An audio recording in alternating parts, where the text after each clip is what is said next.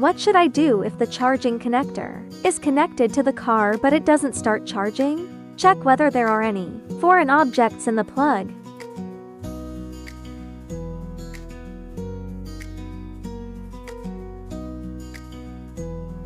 And whether the charger connector head is fully inserted into the charging port.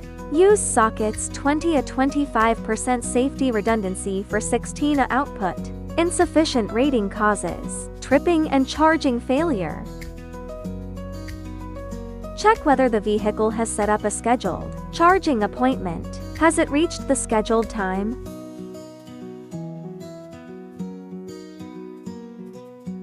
You need to cancel the current schedule or reset a new one before charging can start.